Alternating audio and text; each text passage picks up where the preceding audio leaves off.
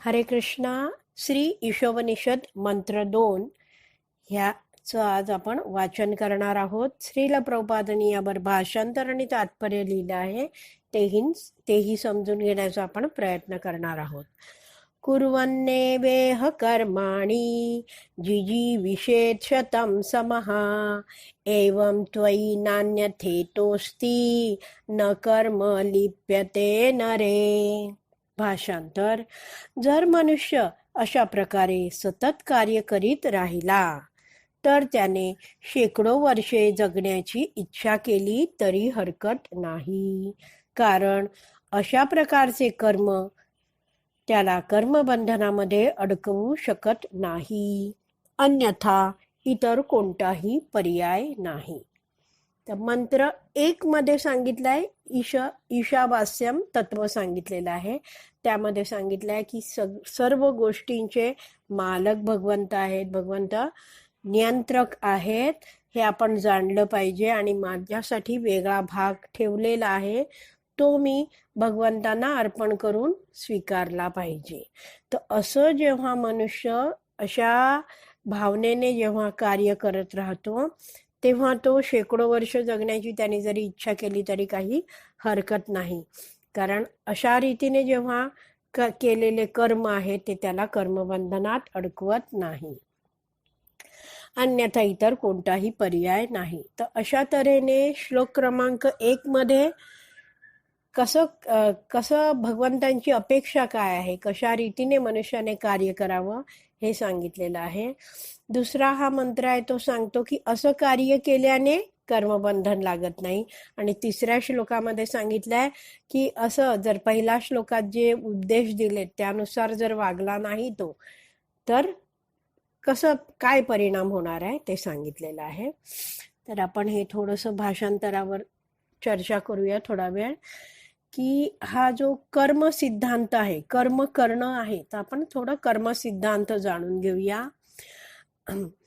कर्माला फळ असते हे आपल्याला माहिती आहे. कर्म केलं की कर्मफळ मिळतं एवढं तर आपल्याला माहिती आहे. आपण जर विचार केला की एखादा बॉल खेळतोय, चेंडू खेळतोय आणि समोरच्या भिंतीवर चेंडू फेकतो आहे, तेव्हा काय होतं, तो चेंडू आहे तो भिंतीवर आपटतो आणि आपल्याकडे रिबॉन्ड होतो, परत येतो, हे आपल्याला माहिती आहे.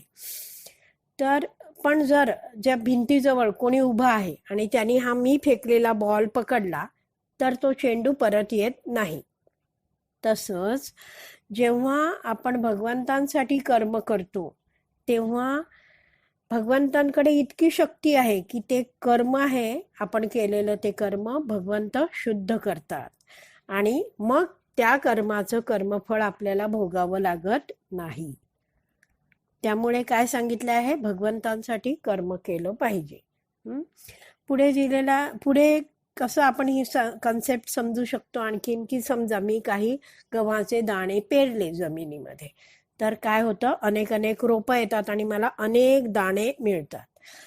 म्हणजे समजा मी एखादी इच्छा केली की मला हे हवं आहे, तर त्या इच्छेच्या पूर्ण करण्यामध्ये मी काय करते, काहीतरी कार्य करते इच्छा पूर्ण करण्यासाठी, आणि मग माझ्या मनात आणखीन इच्छा तयार होतात. अशा तऱ्हेने आपण जाणू शकतो की एक इच्छा पूर्ण केल्याने अनेक इच्छा आपल्यामध्ये निर्माण होतात. पण जर हे गव्हाचं दाण्याचं उदाहरण आपण पुढे बघितलं की हा जर गव्हाचे दाणे मी भाजलेत आणि मग पेरलेत तर काही रोपं येणार नाहीत. तसंच कोणती जर भौतिक इच्छा आहे पण त्या मनुष्याने जर त्या इच्छा भगवंतांच्या दिशेला वळवल्या आणि भगवंतांची प्रार्थना केली, त्यांनी तो भक्ती करायला लागला आणि त्याच्यामध्ये काही भौतिक इच्छा आहेत, तर भगवंत काय करतात, त्या इच्छा शुद्ध करतात. भगवंतांना केंद्रबिंदूत ठेवून भगवंतांच्या संतुष्टीसाठी केलेली कार्य असतात ती कशी होतात, अकर्म होत जातात. आणि म्हणून आपण आपल्या जीवनामध्ये जाणलं पाहिजे आणि शोध केला पाहिजे की मी हे जे कर्म करतो आहे ते काही भगवंतांसाठी करतोय का, किंवा हे जे मी काही विचार माझ्या मनात चाललेत ते मी भगवंतांसाठी करते आहे का, अशा तऱ्हेने आपण स्वतःला चेक करत राहावं, शोधत राहावं आणि शिकवण पण द्यावी की मला कशा रीतीने विचार करायचे आहेत, कशा रीतीने कर्म करायचे आहेत. तर असं जेव्हा हे आहे ते आपण भक्तीमध्ये स्वतःलाच ट्रेनिंग घेतो. तर आणखीन एक उदाहरण यासाठी समजण्यासाठी दिलं जातं की एखादा सैनिक आहे. सैनिक कसा आहे, सरकारचे आदेश पाळतो. त्याच्या वर लष्करी अधिकारी असतात. तर ते लष्करी अधिकारी युद्धासाठी सैनिकाला आज्ञा देतात आणि त्या आज्ञानुसार सैनिक युद्ध करतो. युद्धामध्ये बंदुकीचा वापर करतो. अनेक अनेक शत्रू पक्षातील सैनिकांना मारतो तो. आणि हे कार्य केल्यामुळे काय होतं, त्याला नंतर पारितोषिकही मिळतं. म्हणजे हे कार्य केलंय, किती लोकांची तरी तो हत्या करतो, पण त्याला त्याचा परिणाम काही भोगायला लागत नाही. वर कार्य चांगलं केल्यामुळे, आदेशानुसार वागल्यामुळे त्याला पारितोषिकही मिळतं. हे आपण बघितलेलं आहे आपल्या जीवनामध्ये. तर आपण आणखीन पुढे एक जाणू शकतो की ही गोष्ट जी प्रभुपाद सांगतात की हा सैनिकाचं उदाहरण, त्यामध्ये एक जाणून घेतलं पाहिजे की लष्करी सैनिकाच्या आज्ञेनुसार म्हणजे सरकारच्या आज्ञेनुसार जेव्हा हा सैनिक वागतो तेव्हा त्यांनी काही कर्म केलाय, त्याचे परिणाम त्याला भोगायला लागत नाही, उलट त्याला पारितोषिक मिळतं चांगलं काम केल्यामुळे. तसंच असं हे मनात ठरवून हा सैनिक आला आहे की अरे मी कोणाला मारलं तर मला पारितोषिक मिळतंय, अशा विचाराने जर त्यांनी तो घरी आलाय आणि किंवा त्यांनी युद्धात नाहीये, तो वरिष्ठांची आज्ञा नाहीये, पण स्वतःच्या मनानेच त्यांनी एखाद्याला ठार केलं, आपल्याच मित्राला किंवा कोणालाही, गावातल्या माणसाला, तर त्यासाठी त्याला दंडित केलं जातं. तर यानुसार आपण जाणू शकतो की भगवंतांसाठी जेव्हा कार्य केलं जातं तेव्हा आपल्याला कर्मबंधन लागत नाही. जसं सैनिक आहे तो लष्करी अधिकाऱ्यांच्या आदेशानुसार कार्य करतो तेव्हा त्याला काहीही दोष लागत नाही. इतक्या शत्रू पक्षांना मारलं तरी वर त्याला पारितोषिक मिळतं. त्याच रीतीने भगवंतांसाठी कर्म केल्यावर आपल्याला कर्मबंधन लागत नाही. आणि वर काय होतं, आपली जी पूर्व काळामध्ये केलेली चांगली वाईट काही कर्मफळं असतील तर ती सुद्धा भगवंतांच्या कृपेने नष्ट होतात.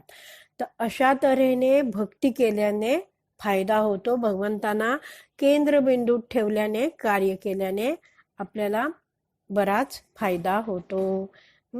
तर अशा रीतीने हे श्री ईशोपनिषद आहे ते आपल्याला मार्गदर्शन करत आहे की कुठच्या दिशेने आपण कार्य करायला हवं. तर आपण आता तात्पर्य वाचूया आणि प्रभुपाद आपल्याला ह्या मंत्राचं एक्सप्लेनेशन करतायत ते वाचून समजून घेऊया. तात्पर्य: कोणालाही मृत्यू नको असतो.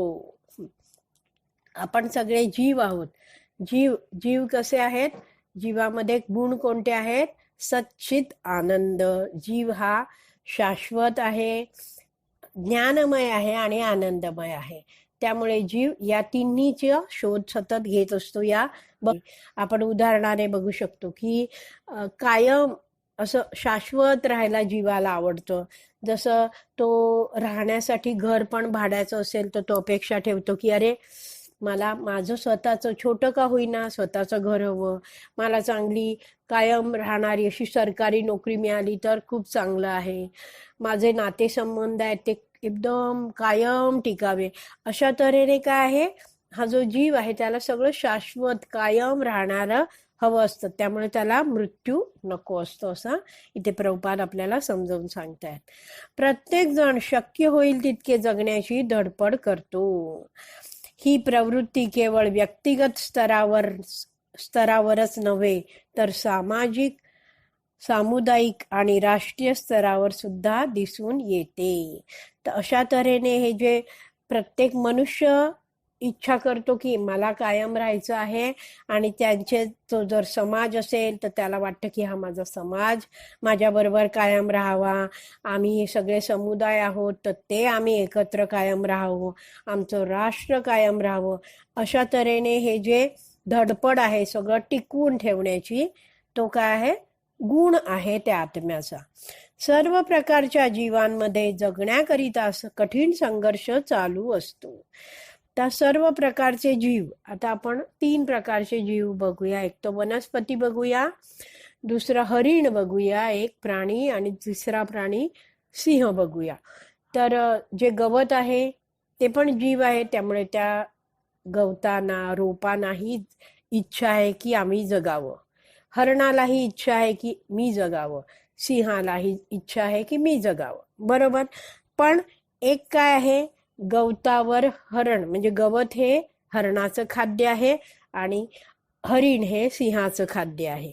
तर याला काय म्हटलं जातं, जीवो जीवस्य जीवनम, ही या जगतामधली अन्न साखळी आहे. तर अशा तऱ्हेने काय आहे, मनुष्य आहे तो सतत, म्हणजे मनुष्यच नाही प्रत्येक जीव आहे तो कठीण संघर्ष करत असतो जगण्यासाठी. आणि कसं असतं, जगण्यासाठी तो मनुष्य कार्य करतो, तर त्याची इच्छा काय आहे की मला इंद्रिय तृप्ती मिळावी. तर आता हे प्रभुपाद पुढे समजवतात, त्याच्यानुसार आपण जाणून घेऊया की सर्व प्रकारच्या जीवांमध्ये जगण्यासाठी कठीण संघर्ष चालू असतो आणि वेदांप्रमाणे ते अगदीच स्वाभाविक आहे. वेदांमध्ये सांगितलंय की हे काय आहे, असं चालतच राहणार आहे. जीवो जीवस्य जीवनम, प्रत्येक जण जगण्यासाठी धडपड करणार आणि असा संघर्ष करत राहणार. हे असं का होतं, कारण जीवात्मा स्वभावता अमर आहे, शाश्वत आहे, म्हणून हे सगळं होतं. परंतु भौतिक अस्तित्वातील बंधनामुळे त्याला पुन्हा पुन्हा शरीर बदलावे लागते. या प्रक्रियेला पुनर्जन्म किंवा कर्मबंधन असं म्हणतात. आता काय म्हटलं आहे, इथे भौतिक अस्तित्वातील बंधन. जेव्हा जीव या भौतिक जगतामध्ये येतो तेव्हा तो बद्ध होतो, भौतिक प्रकृतीच्या अधिपत्याखाली कार्य करायला लागतो. आणि इथे या जीवनामध्ये आला आहे तर शरीरासाठी काय, त्याला इच्छा होते की मला विविध भोग घ्यायचे आहे. भोग घेण्याच्या इच्छेने तो कार्य करतो, आणि जेव्हा तो कार्य करतो तेव्हा त्याला आणखीन इच्छा होतात की आणि मी उपभोग घेईन, आणि अशा तऱ्हेने इच्छांच्या पूर्तीसाठी त्याला विविध शरीर स्वीकारावे लागतात. या प्रक्रियेला पुनर्जन्म किंवा कर्मबंधन म्हणतात. म्हणजे कर्म आहे ते कर्मबंधन देतं. जीवात्म्याला उपजीविकेकरिता कर्म करावे लागते, कारण भौतिक प्रकृतीचा तसा नियम आहे. प्रत्येकाला आपल्या उपजीविकेकरता कार्य करावंच लागतं, काहीतरी कर्म करावंच लागतं. जर त्याने आपले कर्तव्य केले नाही तर तो प्रकृतीच्या नियमांचे उल्लंघन करतो आणि स्वतःला अनेक योनींतील जन्म मृत्यूच्या चक्राला अधिकाधिक बांधून घेतो. तर असा हा जो मनुष्य आहे तो त्यांनी हे कर्तव्य केलंच पाहिजे, कारण मनुष्य जीवन कसं आहे, जबाबदारीचं आहे. जर तो म्हणेल की अरे मला तर हे माझे हे जे प्रकृतीचे नियम तर माहितीच नव्हते, म्हणून माझ्याकडून त्यांचं उल्लंघन झालं, मग असं कसं. तर आपण जाणून घेतलं पाहिजे की आपल्याला माहिती आहे किंवा नाही माहिती आहे तरी प्रकृतीचे नियम आहेत ते कार्य करणारच. तर अशा तऱ्हेने आपण जाणलं पाहिजे की जबाबदारीने वागणं हीच आपली मनुष्य जीवनाची मोठी जबाबदारी आहे. तर मनुष्य जन्मामध्ये असं एक प्रभुपाद उदाहरण देतात आणि समजावून सांगतात की मनुष्य जीवन म्हणजे कसं आहे की एक असं गोल अशी एक खोली आहे आणि एक आंधळा माणूस चालतो आहे भिंतीला हात लावत लावत की कुठे दरवाजा मिळेल आणि हा दरवाजा उघडून मी बाहेर जाईन या खोलीतनं. तो त्या खोलीमध्ये बंद आहे. जसा तो मनुष्य, अंध मनुष्य काठी टेकवत टेकवत पुढे येतोय दरवाजा शोधत, त्या भिंतीला लागून लागून तो पुढे चालतोय. दरवाजा जवळ येतो त्यावेळीच काय होतं, त्याला खाज येते आणि तो आपलं अंग खाजवायला लागतो आणि मात्र तो चालतच राहतो. त्यामुळे दरवाजा आहे तो भाग पुढे मागे निघून जातो आणि हा पुढे चालत राहतो. तर अशा तऱ्हेने काय आहे, मनुष्य इंद्रिय तृप्तीत अडकल्यामुळे त्याला पुन्हा पुन्हा जन्म घ्यावा लागतो. म्हणून श्री ईशोपनिषद आपल्याला वॉर्न करते, आपल्याला सांगते की मनुष्य जन्म मिळाला आहे तर मनुष्याने सावध राहायला हवे. अन्य प्राण्यांना सुद्धा जन्म मृत्यूच्या चक्रातून जावे लागते. आत्म्याला जेव्हा मनुष्य जन्म लाभतो तेव्हा त्याला कर्मबंधनापासून सुटका करून घेण्याची संधी मिळते, सुसंधी मिळते. तर एकतर आपल्याला कळलंय की सगळ्यांना, मनुष्याला पण आणि सर्व प्राण्यांना सुद्धा जन्म मृत्यूच्या चक्रातून जावे लागतं. असं करत करत जेव्हा या जीवात्म्याला, आत्म्याला मनुष्याचा जन्म मिळाला आहे तेव्हा त्याला सुसंधी मिळाली आहे की हे जे कर्मबंधन आहे त्यातून सुटका करून घेऊ तो शकतो. त्यासाठी खूप सुरेखरित्या प्रभुपाद आता समजवतायत भगवद्गीतेचा आधार घेऊन. कर्म, अकर्म, विकर्म यांचे भगवद्गीतेत अतिशय स्पष्ट विवरण दिले आहे. विहित कर्तव्यानुसार व शास्त्रीय विधींप्रमाणे केलेल्या कार्याला कर्म म्हणतात. आता विहित कर्तव्य आणि शास्त्रीय विधी म्हणजे आपण जाणून घेऊया की वैदिक शास्त्रांमध्ये वर्ण आणि आश्रम सांगितले आहेत. वर्ण म्हणजे ब्राह्मण, क्षत्रिय, वैश्य, शूद्र आणि आश्रम म्हणजे ब्रह्मचर्य आश्रम, गृहस्थ आश्रम, वानप्रस्थ आश्रम आणि संन्यासाश्रम. तर ह्यामध्ये वैदिक शास्त्रामध्ये ह्यातल्या लोकांना विविध वर्णात आणि विविध आश्रमात असलेल्या मनुष्याला विविध कर्तव्य दिलेली आहेत की ही तू कर्तव्य केलीच पाहिजेत.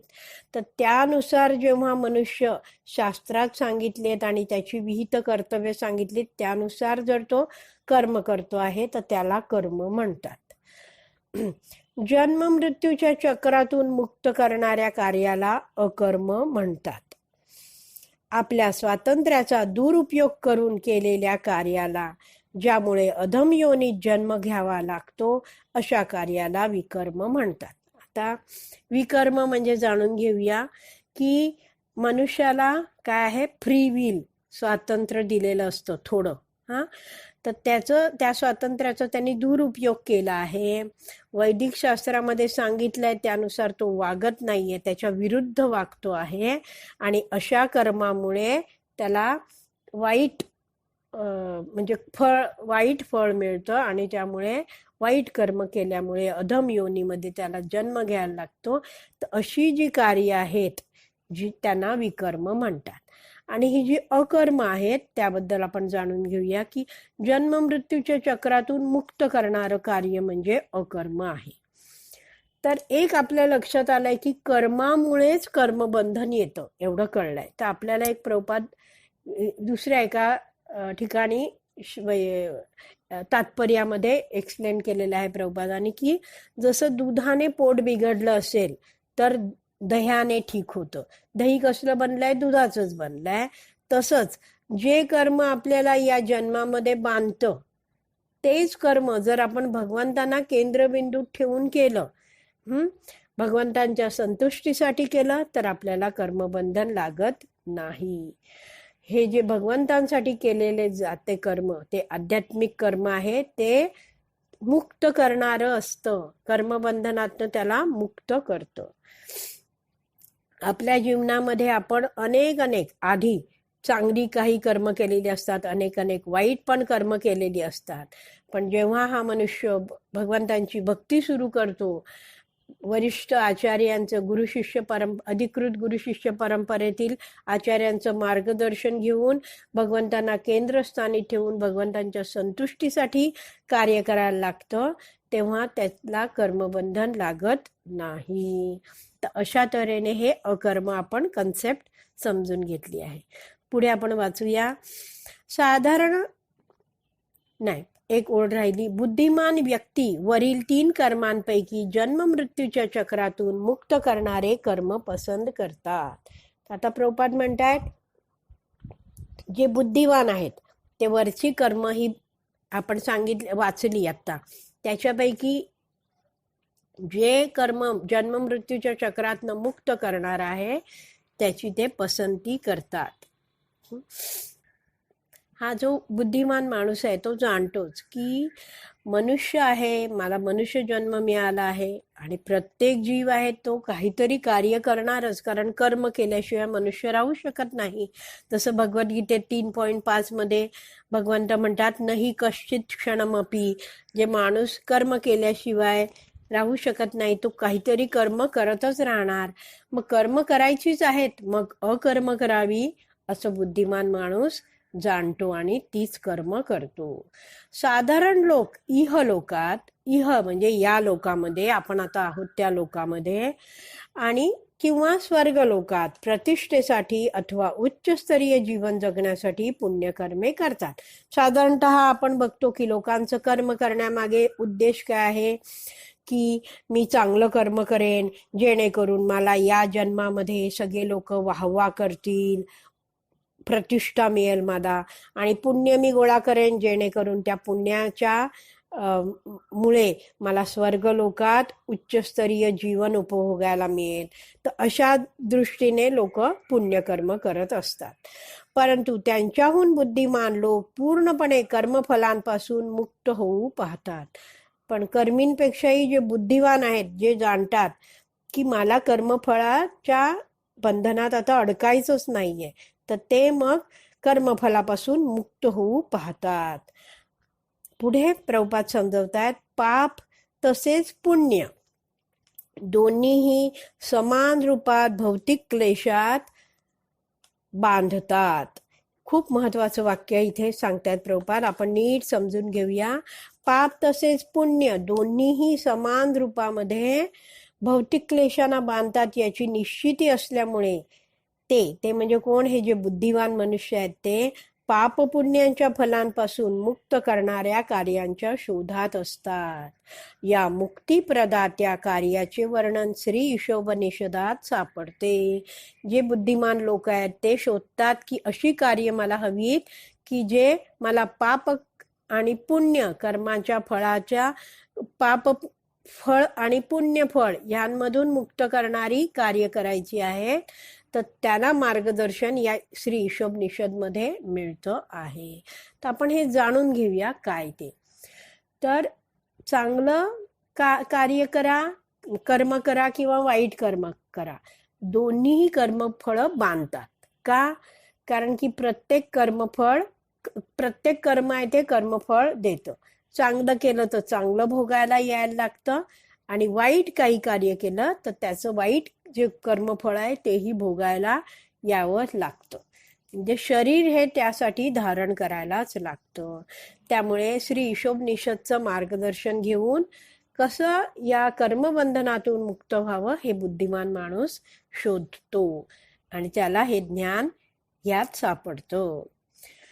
श्री ईशोपनिषदातील आदेशांचे भगवद्गीता किंवा गीत उपनिषद अधिक विस्तृत विवरण केले जाते. तर भगवद्गीतेमध्ये म्हणजे भगवद्गीतेलाच इथे काय म्हटलंय, गीत उपनिषद. तर उपनिषद हे काय, 108 उपनिषद आहेत. तर भगवद्गीतेलाही शंकराचार्यांनी काय म्हटलंय की हे गीता आहे ती भगवद्गीता गीत उपनिषद आहे, आणि ते म्हणतात भगवद्गीतेला सर्व उपदेशांचे सारही म्हटले आहे.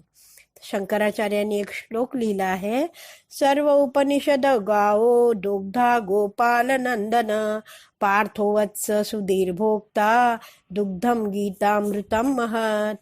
सर्व उपनिषदांचे सार असलेले गीत उपनिषद म्हणजेच भगवद्गीता ही एका गायीप्रमाणे आहे. सर्व उपदेशांचं सार आहे ही भगवद्गीता आहे.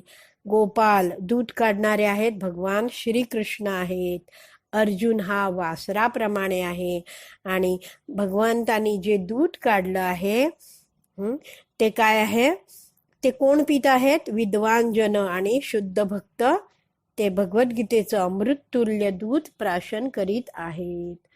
अशा तऱ्हेने शंकराचार्यांनी जे गीता महात्म्य लिहिलं आहे त्याचा श्लोकचा रेफरन्स प्रभुपाद इथे देत आहेत. भगवद्गीतेत 3.9 ते 16 या श्लोकांनुसार प्रभुपाद इथे सांगतायत, पुरुषोत्तम भगवान म्हणतात की वैदिक शास्त्रात नेमून दिलेली विहित कर्मे केल्याशिवाय नैष्कर्म्य किंवा अकर्माची अवस्था प्राप्त होणार नाही. ही शास्त्रे मानवी कार्यक्षमतेला अशा प्रकारे नियमित करू शकतात की त्यामुळे त्याला म्हणजे मनुष्याला भगवंतांच्या अधिकाराचा अनुभव येऊ लागतो. तर भगवंत काय म्हणतायत की जी वैदिक शास्त्रामध्ये जी नेमून दिलेली मनुष्यासाठी विहित कर्म आहेत, कोणती विहित कर्म? प्रत्येकाचं वर्ण आणि आश्रमानुसार विविध कार्य सांगितली आहेत. प्रत्येक मनुष्य आहे तो वेगवेगळ्या चेतनेच्या स्तरावर आहे आणि वेदांमध्ये असं मार्गदर्शन केलं आहे की वेदांच्या आज्ञा पाळल्यानुसार आणि वेदांनी सांगितल्यानुसार कर्म केल्यावर तो माणूस ज्या स्तरावर आहे, चेतनेच्या ज्या स्तरावर आहे, त्यावरून त्याचं प्रगती होते आणि तो वरच्या स्तराला जातो, चेतनेचा त्याचा विकास होतो. म्हणून इथे म्हटलंय की वैदिक शास्त्रात नेमून दिलेली जी विहित कर्म आहेत ती केल्याशिवाय नैष्कर्म्य किंवा अकर्माची अवस्था प्राप्त होणार नाही, त्याची प्रगती होणार नाही. कसं ती ही ओळ आहे ती आपण 4-5 ओळीनंतर समजून घेऊया. आधी पुढचं समजवते. ही शास्त्रे मानव कार्यक्षमतेला अशा प्रकारे नियमित करू शकतात की त्यामुळे त्या मनुष्याला भगवंतांच्या अधिकाराचा अनुभव येऊ लागतो. जेव्हा मनुष्य आपापल्या वर्ण आणि आश्रमानुसार जे कार्य करायला शास्त्रांनी सांगितलंय ते करतो, त्याचा चेतनेचा स्तर उंचावत जातो, तसतसं हळूहळू भगवंतांचा जो अधिकार आहे आपल्या जीवनातला तो त्याला अनुभव यायला लागतो. जेव्हा एखाद्याला भगवान श्रीकृष्ण किंवा वासुदेवाच्या अधिकाराचा अनुभव येतो तेव्हा त्याला सकारात्मक ज्ञानाची अवस्था प्राप्त झाली आहे असे म्हटले जाते. तर जेव्हा हा श्लोक आहे बघा, बहुनाम जन्मनाम अंते ज्ञानवान माम प्रपद्यते वासुदेव सर्वमिती स महात्मा सुदुर्लभः. जेव्हा असं अनेक जन्म वर्णाश्रमानुसार नीट कार्य केलंय शास्त्रांनी सांगितल्यानुसार, एक वेळ अशी येते की त्याला जाणवतं की हे जे भगवान श्रीकृष्ण आहेत, वासुदेव आहेत, तेच सर्वस्व आहेत, सर्व कारण आहेत आणि मग तो भगवंतांना शरण जातो. तर हे जे भगवंतांना जाणण्याची जे ज्ञान आहे ते काय आहे? सकारात्मक ज्ञानाची त्याची अवस्था आहे. या शुद्ध स्तरावर सत्व, रज आणि तम या भौतिक गुणांचा प्रभाव पडत नाही. तर अशा रीतीने तो माणूस ज्ञान प्राप्त झालं आहे आणि पुढे भक्तांचं मार्गदर्शन घेऊन जेव्हा कार्य करायला लागतो, भक्ती करायला लागतो, त्यावेळी शुद्ध स्तर प्राप्त करतो. तिथे सत्व, रज, तम या भौतिक गुणांचा प्रभाव त्याच्यावर पडत नाही आणि तो नैष्कर्म्याच्या स्तरावर कार्य करू शकतो. अशा प्रकारचे कार्य जन्म मृत्यूच्या चक्राला बाध्य करून ठेवत नाहीत. तर आपण हे नीट समजून घेऊया की जो मनुष्य आहे म्हणजे प्रत्येक जो जीव आहे त्याच्यावर प्रकृतीचे हे 3 गुण आहेत, तमोगुण, रजोगुण आणि सतोगुण कार्य करत असतात. मनुष्याला या 3 गुणांच्या प्रभावाखाली मनुष्य वेगवेगळी चांगली किंवा वाईट कर्म करत असतो. आसक्ती आणि द्वेष त्याच्या जीवनामध्ये कोणाला तरी तो आसक्त होतो, काहीतरी कार्य करण्याची इच्छा होते, कोणाचं तरी त्याला द्वेष वाटतो.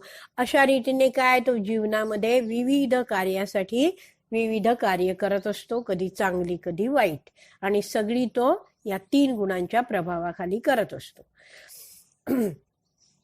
जेव्हा मनुष्य म्हणतो मला चांगलं वाटतं किंवा मला वाईट वाटतं, अशा विचाराने जेव्हा मनुष्य कर्म करेल तेव्हा त्याला त्या कर्माचं कर्मबंधन लागतं.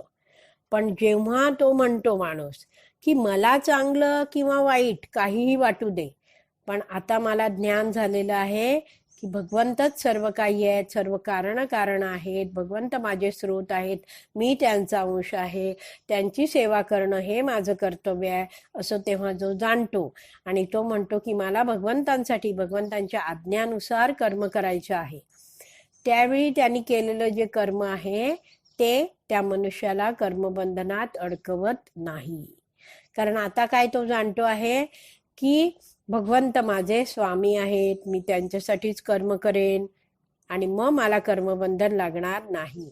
आणि तेव्हा तो काय करतोय? अकर्म म्हणजे नैष्कर्म्य करत आहे. तेव्हा हे जे 3 गुण आहेत त्यांच्या प्रभावातनं तो मुक्त होतो. का? कारण आता तो भगवंतांच्या सेवेत लागलेला आहे. भगवंतांनी जसे सांगितलेत त्यानुसार तो भगवंतांच्या संतुष्टीसाठी कार्य करतो आहे. म्हणून आपण जाणलं पाहिजे की जिथपर्यंत हा जो मनुष्य आहे तो भगवंतांची सत्ता स्वीकारत नाहीत, भगवंतांचं मालकी, भगवंतांचं नियंत्रण, भगवंतांच्या आज्ञा स्वीकारत नाही, तोपर्यंत तो मनुष्य नैष्कर्म्य करू शकणार नाही. एवढं आपल्याला कळलं. आणि जेव्हा मनुष्य नैष्कर्म्य स्तरावर कार्य करतो तेव्हा तसं कार्य आहे ते जन्ममृत्यूच्या चक्राला बाध्य करून ठेवत नाही. म्हणजे अशा कार्याने भगवंतांची भक्ती केल्याने तो नैष्कर्म्य करून जन्ममृत्यू जराव्याधीचं चक्रातून बाहेर पडू शकतो. एवढं आपल्याला आता समजलेलं आहे. पुढे वाचूया. वास्तविक कोणालाही भगवंतांच्या भक्तिमय सेवेशिवाय दुसरे काहीच करण्याची आवश्यकता नाही. खूप महत्वाचं वाक्य प्रभुपाद म्हणतात की खरं तर काय आहे, मनुष्य जीवनाचं कर्तव्यच आहे की भगवंतांची भक्ती करणं, भगवंतांची सेवा करणं, आणि त्याशिवाय दुसरं काही करण्याची आवश्यकताच नाहीये. परंतु तथापि निम्न स्तरावर असताना आपण त्वरित भक्तिमय सेवा सुरू करू शकत नाही किंवा सकाम कर्मे देखील थांबू शकत नाही. आपली काय आहे, अजून चेतना नीट विकसित झालेली नाहीये. जसे का महान भक्ताची होते तेवढी चेतना आपली विकसित झाली नाहीये, तर त्या आपण निम्न स्तरावर आहोत. तर त्यावेळी आपण पूर्ण वेळ 24 तास काही भक्तिमय सेवा करू शकत नाही. आणि जी आपल्याला अनेक जन्मापासून सकाम कर्म करण्याची ही जी सवय लागली आहे ती पण आपण थांबवू शकत नाही. हे आपण जाणलं पाहिजे. कारण की बद्ध जीव आहे, पुढे वाचते आहे, बद्ध जीवाला इंद्रिय तृप्ती करता कार्य करण्याची सवय असते. जो बद्ध जीव आहे त्याला माहिती आहे की हे कार्य केल्यावर मला इंद्रिय तृप्ती मिळते. त्यामुळे आता आपण बघू शकतो की महिन्याचा पगार मिळण्यासाठी मनुष्य काय करतो, 4 तास प्रवास करतो जायला, कामावर जातो, तिकडे 8 तास काम करतो, पुन्हा 4 तास प्रवास करून येतो. मुंबई पुणे प्रवासाला 4 तास लागतात ट्रेननी, आपण जाणतो. तर अशा रीतीने मनुष्य धनप्राप्तीसाठी भरपूर सारे कष्ट करायलाही तयार आहे. म्हणून इथे दिलाय की बद्ध जीवाला इंद्रिय तृप्ती करता कार्य करण्याची सवय असते. पुढे वाचूया. आणि ही इंद्रिय तृप्ती त्याच्या वैयक्तिक किंवा विस्तारित स्वार्थासाठी केली जाते. एक साधारण मनुष्य आपल्या वैयक्तिक इंद्रिय सुखाकरता कार्य करतो. या इंद्रिय सुखाचा विस्तार करून त्याच्या समाजाचा, देशाचा किंवा संपूर्ण मानवजातीचा समावेश केला जातो, तेव्हा त्याला परोपकारवाद, समाजवाद, साम्यवाद, राष्ट्रवाद, मानवतावाद वगैरे गोंडस नावे प्राप्त होतात. हे सर्व वाद कर्मबंधनाचेच एक अतिशय आकर्षक रूप आहे, हे निश्चितच. तर आपण हे जाणून घेऊया कसं ते. तर जो बद्ध जीव आहे त्याला इंद्रिय तृप्ती करण्यासाठी कार्य करायची सवय आहे, एवढं कळलं. आता इंद्रिय तृप्ती जेव्हा तो करतो आहे ते इंद्रिय तृप्ती कशासाठी करतो? तो स्वतःला वैयक्तिक इंद्रिय सुखासाठी तो कार्य करतो. तर इंद्रिय तृप्तीसाठी जो कार्य करतो आहे त्यामध्ये त्याचं वैयक्तिक स्वार्थ आहे किंवा विस्तारित स्वार्थ आहे. तर हे आपण नीट जाणून घेऊया. तर जेव्हा मनुष्य म्हणतो की मला माझी इंद्रिय तृप्ती करायची आहे, तेव्हा तो काय आहे, इंद्रिय तृप्तीसाठी प्रयत्न करतो. पण जेव्हा तो बघतो की मी पूर्णपणे संतुष्ट होत नाहीये, तेव्हा तो बघतो की माझा परिवार आहे तीच माझी ओळख आहे. माझा मुलगा खाईल आणि तो तृप्त झाला की मी तृप्त होईल. माझी पत्नी खाईल, ती संतुष्ट झाली की मी संतुष्ट होईल. अशा तऱ्हेने ही जी इंद्रिय तृप्तीची त्याची भावना आहे ती काय होते, विस्तारित होते आपल्या कुटुंबाकडे. ते संतुष्ट झाले तर मी संतुष्ट होईल, असं त्याचा विचार आहे. पुढे हीच त्याची इंद्रिय तृप्तीची भावना आहे मनुष्याची, ती आणखीन विस्तारत जाते. तो म्हणतो माझा गाव चांगला होईल तर मी संतुष्ट होईल. पुढे म्हणतो माझं शहर चांगलं होईल, मी संतुष्ट होईल. माझं राज्य चांगलं झालं तर मी संतुष्ट होईल. माझं देश चांगला झाला, सगळं व्यवस्थित चाललं तर मी संतुष्ट होईल. तर अशा रीतीने ही जी इंद्रिय तृप्तीची इच्छा आहे त्याची, त्या इंद्रिय सुखाचा जो विस्तार आहे तो असा आहे, विस्तारित स्वार्थ म्हणतात त्याला. एक तर वैयक्तिक स्वार्थ म्हणजे स्वतःच्या इंद्रिय तृप्तीची इच्छा, आणि अशा सगळ्यांच्या संतुष्टीचा विचार करणं म्हणजे विस्तारित स्वार्थ असं म्हटलं जातं. असं वैदिक शास्त्रामध्ये हे ज्ञान दिलेलं आहे. तर हा जो माणूस अशी सगळी अनेक कार्य करतो, इथे बघा दिलेला आहे, हे परोपकारवाद, समाजवाद, साम्यवाद, राष्ट्रवाद, मानवतावाद अशी गोंडस नावाखाली तो काय करत असतो, त्याला हवं असतं की लोकांनी मला मोठा समाजसेवक मानावं, जाणावं, लोकांनी माझी स्तुती करावी. हो, खूप मोठे समाजसेवक आहे ते. त्यामुळे असं म्हटल्याने त्याला पूजन मिळतं लोकांकडून, पूजा, लाभ, प्रतिष्ठा, मान सन्मान, नावलौकिक, अशा सगळ्यासाठी मनुष्य ह्या इंद्रिय तृप्तीसाठी भुकेला असतो. आणि त्यामुळे तो असे सगळे वेगवेगळे वाद करतो म्हणजे हेच साम्यवाद, राष्ट्रवाद, हे गोंडस नावाखाली तो आपलंच स्वार्थ आहे तो वैयक्तिक स्वार्थ आणि विस्तारित स्वार्थ करत जातो. पुढे म्हणतात प्रभुपाद इथे तात्पर्यात वाचते आहे, परंतु हिशोबनिषदातील वैदिक आदेश असा आहे की कोणालाही यापैकी एका वादाकरिता आयुष्य वेचायचे असेल तर त्या मनुष्याने भगवंतांना त्या वादाच्या केंद्रस्थानी ठेवले पाहिजे. श्री हिशोबनिषद आहे ते इतकं आपल्याला मार्गदर्शन करते. ते म्हणतात आहे ना तुमची अख्ख्या समाजाचं कल्याण करण्याची इच्छा, हा वेगवेगळे हे वाद दिलेत तसं करायची इच्छा, तर एकच करा, तुम्ही काय करा, भगवंतांना त्या कार्याच्या मध्यभागी ठेवा, केंद्रबिंदू भगवंतांना करा, भगवंतांना संतुष्ट करण्यासाठी ही सगळी कार्य करा.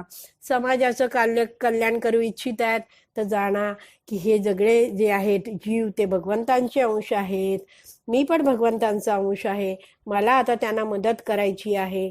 मला भगवंतांनी खूप सारं दिलेलं आहे, भगवंतांच्या कृपेमुळे मला मिळालंय, तर मी त्यांना ते देईन, पण त्यामध्ये मला अहंकार नको. तर अशा रीतीने काय आहे, त्यांनी भगवंतांना केंद्रबिंदूत ठेवून कार्य केलं पाहिजे. पुढे प्रभुपाद समजवतात, गृहस्थाश्रमी होणे किंवा परोपकारवादी, समाजवादी, साम्यवादी, राष्ट्रवादी किंवा मानवतावादी होणे यात काहीच चुकीचे, काहीच नुकसान नाही आहे. प्रभुपाद म्हणतात मी असं म्हणत नाही की गृहस्थाश्रमी होऊ नका किंवा हे काही कार्य करू नका, असं माझं म्हणणं नाहीये.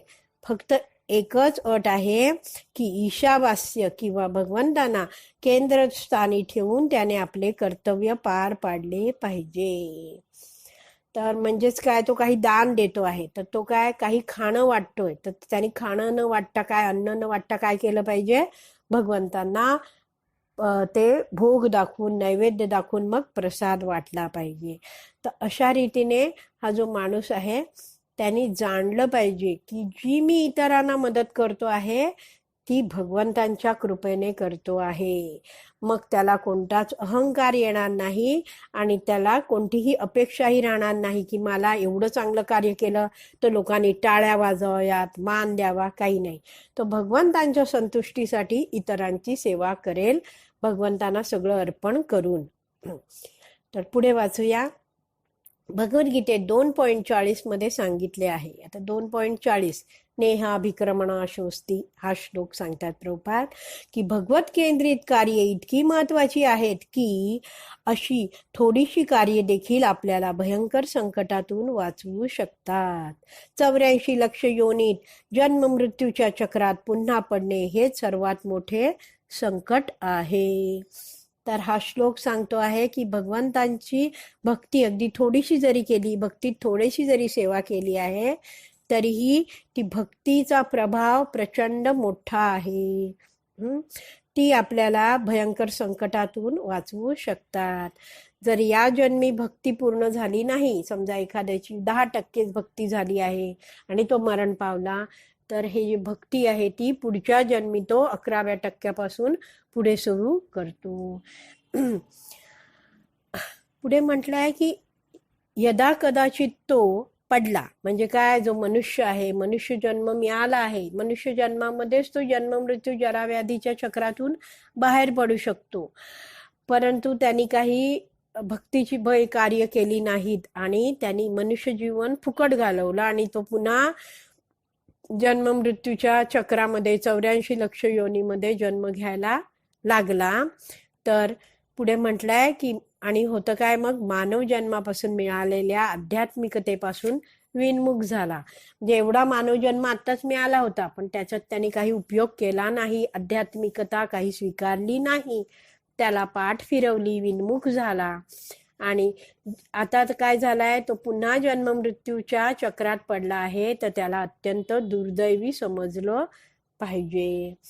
त्यामुळे आपण जाणलं पाहिजे की मनुष्य जन्म खूप महत्वाचा आहे आणि म्हणून प्रभुपाद म्हणतात की आपण प्रचार करावा. नेहमी सांगतात की जो कोणी आपल्याला भेटेल, आपल्याला जितकं येतं, आपण काय आपल्या बुद्धीने काही करू शकत नाही, आपली एवढीशी बुद्धी, पण आपण जे आचार्यांकडून ऐकलेलं आहे ते समोरच्याला समजेल, ते थोड्या प्रमाणात तरी आपले जे नातेवाईक आहेत, जे आपल्याला आपल्याकडून ऐकू इच्छितात, जे आपल्या मैत्रिणी आहेत, जे आपल्या बहिणी आहेत, कोण आहेत, त्यांना आपण थोडं थोडं ज्ञान देऊ शकतो, भगवंतांविषयी काहीतरी सांगू शकतो, त्यांना थोडं ज्ञान देऊ शकतो. प्रभुपादांनी इतकी सुरेख छोटे छोटे ग्रंथ लिहिले ते देऊ शकतो, त्यांना कृष्णाचा प्रसाद देऊ शकतो. अशा तऱ्हेने प्रभुपादांचं हे जे प्रचाराचं आंदोलन आहे त्याच्यामध्ये आपण एक छोटासा खारीचा वाटा तर उचलूच शकतो. आणि आपले हे जे नातेवाईक आहेत किंवा आपल्या मित्रमैत्रिणी आहेत त्यांना या दुर्दैवातनं बाहेर पडण्यासाठी मदत पण करू शकतो. स्वतःच्या सदोष इंद्रियांमुळे मूर्ख मनुष्याला हे कसे घडते ते समजत नाही. तर मनुष्य आहे त्याची कशी आहेत, सदोष इंद्रिय आहेत, 4 दोष आहेत, अपूर्ण इंद्रिय आहेत. त्यामुळे मूर्ख मनुष्याला कळतच नाही की मी काय केल्यामुळे काय होतं आणि मला या पशु योनीमध्ये जावं लागतं. पण आता जसं आपण समजू शकतो की तो आहे, जर मांसाहार करतो आहे मनुष्य, तर आपण जाणू शकतो की तो पुढचा जन्म त्याला मांसभक्षक प्राण्याचा मिळेल. तर हे कोण जाणेल, हे ज्ञान कोणाला होऊ शकतं, ज्याला आध्यात्मिक ज्ञान समजलं आहे, ज्याला आध्यात्मिक ज्ञान हे गुरु शिष्य परंपरेतनं मार्गदर्शनातनं प्राप्त झालेलं आहे आणि ज्याला ज्ञानाचा चक्षु म्हणजे ज्ञानाचा नेत्र डोळे प्राप्त झाले, तो जाणू शकतो की हे असं चुकीचं वागण्याने आपल्याला हे आपल्या प्राणी योनी प्राप्त होईल. असं जे बुद्धिमान माणूस जाणू शकतो, ज्याला आध्यात्मिक ज्ञान आहे, ते मूर्ख मनुष्य जाणू शकत नाही.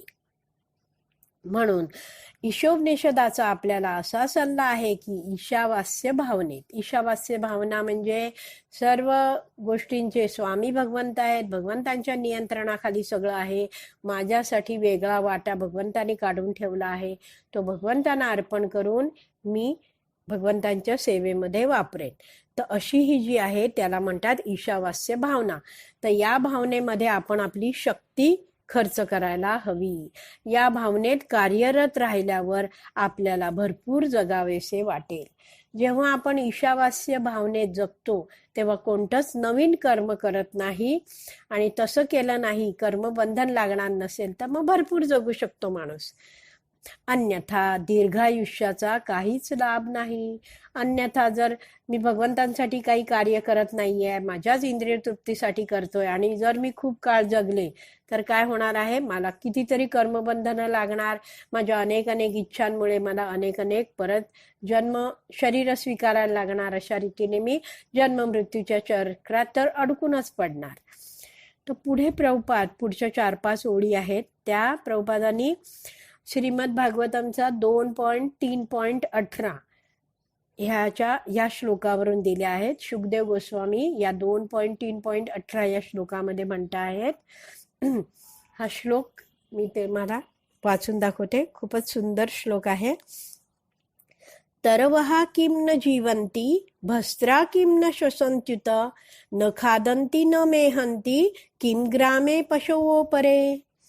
तर तुम्हाला जर कधी वेळ असेल तर हा नक्की वाचा. श्लोक आणि प्रभुपादांनी दिलेलं सुंदर तात्पर्य आहे ते. त्यात म्हणतात की एक वृक्ष शेकडो नव्हे हजारो वर्ष जगत असेल, परंतु अशा जगण्यात भात्याप्रमाणे श्वासोच्छवास करण्यात किंवा श्वान शुक्रांप्रमाणे पिलांना जन्म देण्यात, मानवतावाद किंवा उंटाप्रमाणे खाण्यात काहीच अर्थ नाही. तर आपण हे जाणून घेऊया थोडंसं की यात काय म्हटलं आहे की शुकदेव गोस्वामी म्हणतात काय वृक्ष जगत नाही. वृक्ष तर शेकडो वर्ष जगतात. तर कोणी चर्चा करेल की वृक्ष श्वास घेत नाहीत, पण असं सांगितलं. एक बोस म्हणून शास्त्रज्ञ होते, त्यांनी जाणून घेतलं की वृक्ष आहेत ते सजीव आहेत, इतके वर्ष जगतात. म्हणून पुढे चर्चा होईल की श्वास घेणं जर जिवंतपणाचं लक्षण आहे असं कोणी म्हटलं तर शुकदेव गोस्वामी या श्लोकामध्ये म्हणतात की लोहाराचा भाता जो आहे, फुसफुस करत लोहाराचा भाता असतो, तो पण श्वास घेत आहे. तो कोणी म्हणेल की तो लोहाराचा भाता श्वास घेतोय पण तो खात नाहीये, मुलं जन्माला घालत नाहीये. तर मग शुकदेव गोस्वामी म्हणतात की कुत्रा आणि डुक्कर आहेत तेही खातात, मुलं पण जन्माला घालतात. आणि म्हणून हे श्लोक आणि ही सगळी माहिती देण्याचा उद्देश हेच आहे शुकदेव गोस्वामींचा की प्राण्यांप्रमाणे मनुष्याने आहार निद्रा भय मैथून मध्येच अडकून इंद्रिय तृप्ती करत आपलं जीवन व्यर्थ घालवू नये. त्यांनी भगवंतांची भक्ती करावी. आणि म्हणून त्याने असं प्राण्यांप्रमाणे जगू नये, आहार निद्रा भय मैथून मध्ये अडकून पडू नये. पुढे वाचते. नास्तिकवादी मानवतावाद किंवा समाजवादाला वाहून घेतलेल्या महापाखंडी जीवनापेक्षा एक नम्र भगवत केंद्रित जीवन अधिक मूल्यवान आहे. आपण जाणून घेऊया की मनुष्याने उगाचच असं स्वतःला काही श्रेष्ठ समजण्यापेक्षा त्यांनी नम्र मी भगवत केंद्रित जीवन जगेन तेच मूल्यवान आहे.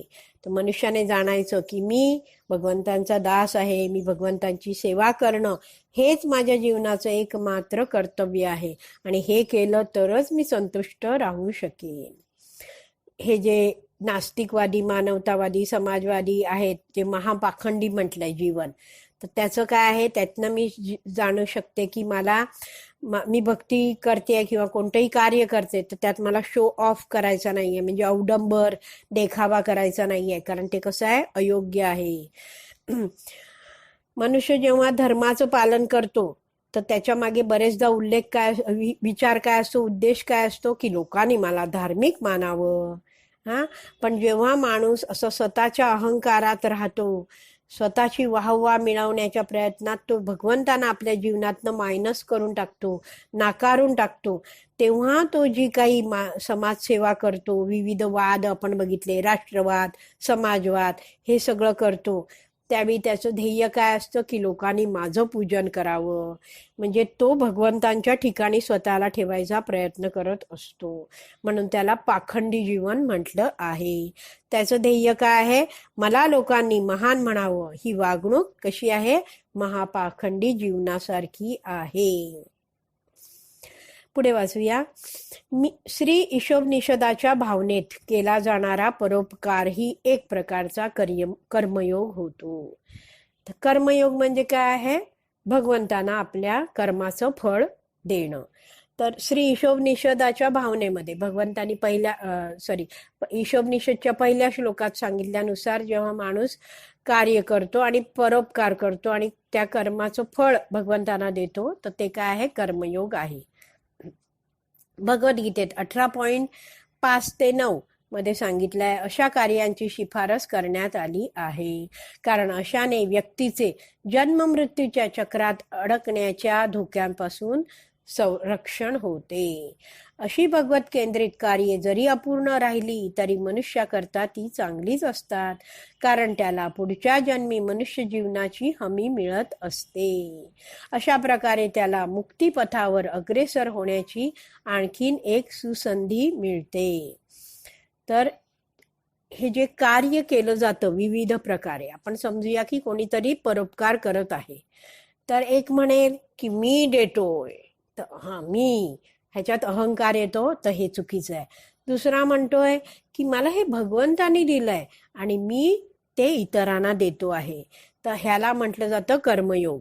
म्हणजे तो जाणतो की सगळं काही भगवंतांचं आहे आणि हे जाणतो आणि म्हणतो की मी जे हे आता इतरांना देतो आहे ते कसं आहे, मी निमित्त मात्र आहे. आणि स्वतःला निमित्त मात्र म्हणून सगळं श्रेय जेव्हा मनुष्य भगवंतांना द्यायला सुरुवात करतो, तेव्हा शुद्धीकरणाची प्रक्रिया त्याच्या जीवनामध्ये सुरू होते. आणि तिसरा जो स्तर आहे, उच्च स्तर, त्यामध्ये मनुष्य जाणतो की सगळं काही भगवंतांचंच आहे आणि भगवंतच स्वामी आहेत आणि भगवंतांच्या प्रसन्नतेसाठी मी सगळं कार्य करतोय. हे दान पण मी भगवंतांच्याच कृपेने देऊ शकतो. तर अशा रीतीने काय आहेत, ही जी आहे भावना देण्यामागची, ती आपल्याला शुद्ध करायची आहे. तर इथे म्हटलंय की जन्ममृत्यूच्या चक्रात अडकण्याच्या धोक्यापासून अशी कार्य केल्याने आपलं रक्षण होतं. आणि भगवत केंद्रित कार्य आहेत जे अपूर्ण राहिली, भक्ती अपूर्ण राहिली, तरी पुढच्या जन्मामध्ये आपण ती 5% झाली आहे तर 6व्या सुरू करू शकतो. म्हणून लिहिलंय की पुढच्या जन्मी मनुष्य जीवनाची हमी मिळत असते, खात्री आहे. अशा प्रकारे त्याला मुक्तिपथावर अग्रेसर होण्याची आणखीन एक सुसंधी मिळते. या जन्मानंतर पुन्हा सुसंधी पुढच्या जन्मी मनुष्य जन्म प्राप्त करून तो भक्ती करू शकतो. श्रील रूप गोस्वामी कृत भक्तिरसामृत सिंधू या ग्रंथात भगवत केंद्रित कार्य कशी करावीत याचे विस्तृत वर्णन दिलेले आहे. श्री ईशोपनिषदाच्या भावनेत कार्य करण्यास इच्छुक असणाऱ्यांना आम्ही हा मौल्यवान ग्रंथ वाचण्याची शिफारस करीत आहोत. तर अशा रीतीने जेव्हा मनुष्य जाणतो की मला अशी भगवंतांसाठी कार्य करायची आहेत, भगवंतांना केंद्रबिंदूत ठेवून, तर ती कशी करावीत हे रूप गोस्वामींनी लिहिलेल्या भक्तिरसामृत सिंधू या ग्रंथामध्ये मार्गदर्शन आहे. तर प्रभुपाद म्हणतात तुम्ही ते मौल्यवान तो ग्रंथ वाचा. तर अशा रीतीने आपण हा मंत्र दुसरा समजून घेण्याचा प्रयत्न केला आहे. आपण विराम देऊया. श्रील प्रभुपाद की जय. हरी बोल.